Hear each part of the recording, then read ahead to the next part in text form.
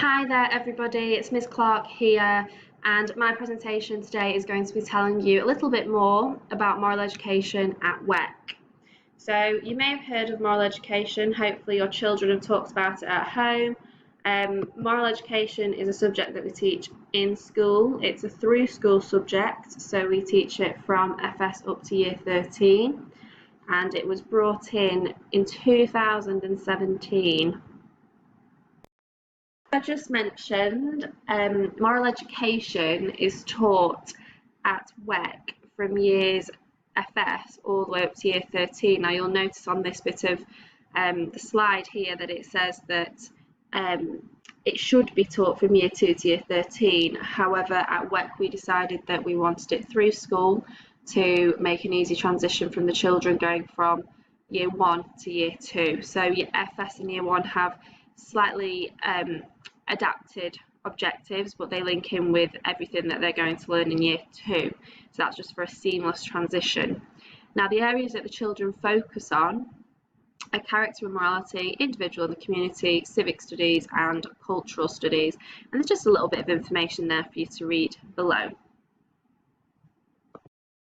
So here is a little outline of what it looks like in primary. So we have it in FS to year 6, and secondary obviously then year 7 to year 13.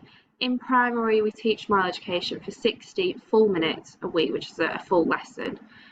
Year 1 in FS have slightly adapted times, obviously because it's not statutory for them to do it, but obviously we've adapted our curriculum to make it work for them as well. You'll see here question of the week, which we also include weekly. The children will get a big question to answer and discuss that within their classes, whether it's in registration in the morning, whether it's part of the moral education lesson, or just a filler within the day really, just to get the children thinking about things, the bigger picture. There's a little bit more information and examples coming up shortly of that. So you can see here what a moral education lesson would look like. We've got key question, we've got chili challenge, and as with all lessons at WEC, it would involve the WEC essentials. In a moral education lesson, you would get a variety of activities. They might be teamwork activities, they may be independent inquiry activities, speaking and listening. There's a lot of speaking and listening within a moral education lesson in terms of discussions and debates. Really important way of getting out of the children their thoughts, prompting them with higher level thinking questions. So you can see from this lesson the children had to work as team workers, describing positivity on the outside and the inside. How is that similar and how is that different? And then they were challenged with a debate, which again encouraged them to be risk takers and team workers, and if anything really reflective learners on what they've learned about in that lesson. So as I've just mentioned, reflection is a massive part of the moral education curriculum, getting children to reflect on experience that they've had in the past perhaps, or maybe something they've seen or read. So within a lesson, it's really important to always link back to that think, feel, act. And this is sort of how we plan our lessons in moral. So we always give the children something to think about at the beginning, so that would be the key question and maybe the starting activities. And then we put it into perspective, into a real life scenario, and that would encourage the children to feel. So the last element of a lesson would be looking at ACT and how the lesson is going to impact on them, not just within school, but in their home life and in the wider community. So the questions there, what are you going to do now and how will this change you in the future? And as I just mentioned, weeks after that positivity lesson, we were still getting children saying, remember that lesson about positivity and having a positive mental attitude, and how can you do that and how can you show that? And if you're not feeling positive, what are the things that you can do perhaps to encourage a bit more positivity within your mindset? So the outcomes of a moral education lesson might be a written piece of work, might be a discussion that's then posted on Seesaw. So here's Mr. Lucas just giving you a little bit of an overview of what year 4 have been up to. So in moral education in Year 4, we cover a number of both text and education-based topics. So things including, you can see here, Sarah's work on discrimination, looking at what is discrimination and how it impacts society. We cover other objects such as privacy, so we do a lot on internet safety, digital safety, looking at what is privacy, but also the moral dilemmas, the moral implications of these studies as well. So looking at how children respond and react to this and what their best support methods are for the children themselves in Year 4. And then also things such as personal responsibility. So looking at, we can see, identifying what they are responsible for, but also looking long term. So when they move up through the school and as that moral education journey progresses, all the way up through to secondary, how is their life going to change? How is that implication of their role in the UAE and their role in day-to-day society going to have themselves, but not just the implications for themselves, but for the wider WEC community? What do the children think of moral education? This is Holly from Year 1, and she is going to tell you what she enjoys about moral education. I've really enjoyed learning why it's important to be honest. We looked at the boy who cried wolf. The moral of the story is to always tell the truth. I really like moral education because it teaches me how to care for myself and other people. I mentioned at the beginning, moral education isn't just a subject at WEC. It really is the way of life. Everything that is in the moral education curriculum is transferred, not just within the classroom, but within the wider community and the wider school. So we have lots of events and lots of days and lots of competitions where the children can actually put what they've learned in the classroom into practice.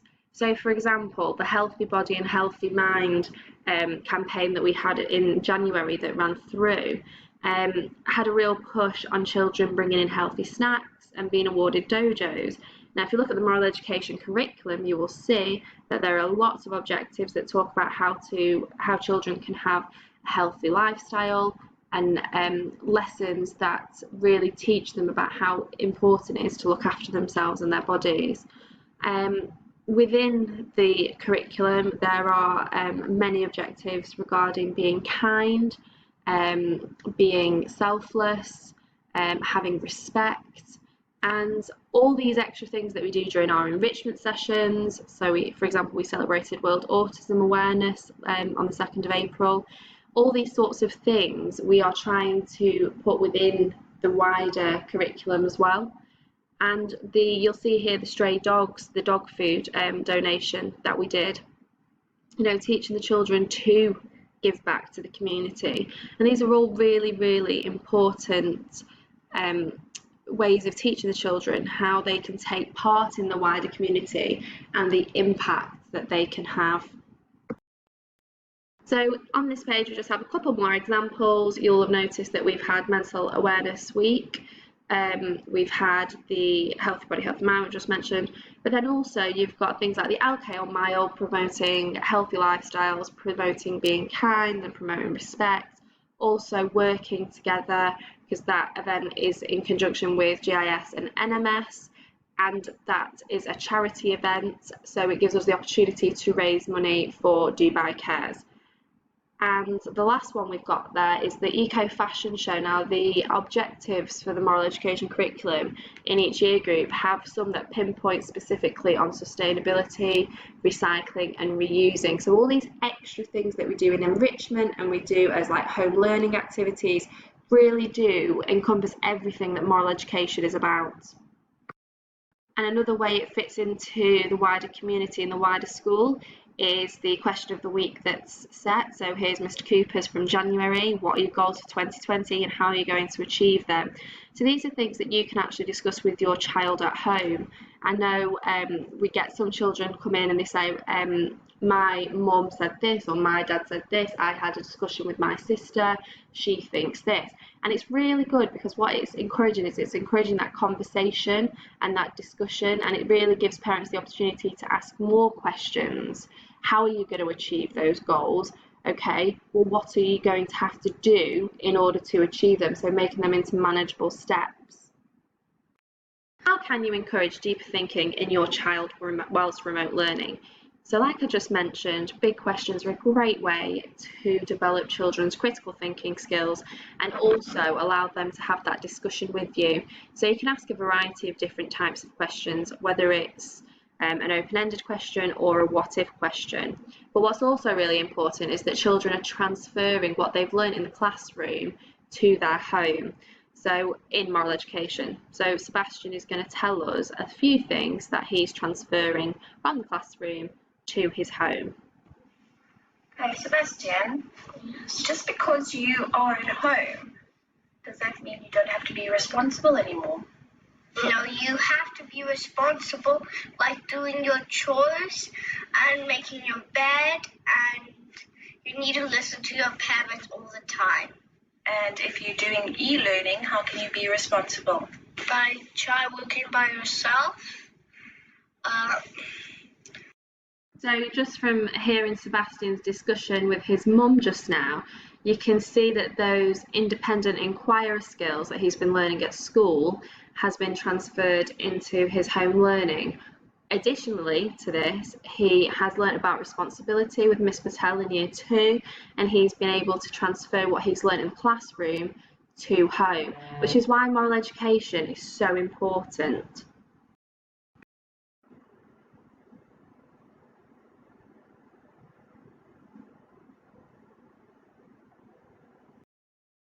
Education doesn't have an impact just on our children, it has an impact on our parents and it has an impact on our staff. I asked Mr. Waterworth if he could sort of round up moral education and what it means to him as a teacher, and this is what he said. Moral education at work has taken huge strides forward in recent years. The moral education curriculum design is both engaging and innovative. We believe that moral education is an important aspect of everyday school life, and during lessons, we work on the whole child. As a result, when the students grow up, they have an improved awareness of becoming good, mannered, healthy, successful, behaved, and socially acceptable people. Our curriculum design allows students to regularly make decisions, be attentive, and show responsibility, which are transferable skills to other aspects of school life and everyday living. The students at WEC really value this 1 hour lesson per week, as it allows them to take risks, enabling them to step out of their comfort zones. Additionally, relationships within and across class groups are positively enhanced. If you ever get a chance to see or watch a moral education lesson at WEC, you will see participation of all students who are working on personalised skills in order to grow and better themselves. Couldn't agree more with what Mr. Waterworth said, and I know that that's a view from many of our teachers at WEC. Everybody loves teaching moral education because of the positive outcomes it has on your children and us as teachers as well. Should you have any questions or suggestions, please feel free to contact me. My email is there. Thank you for watching this presentation today, and I hope you enjoy the rest of your ACE conference.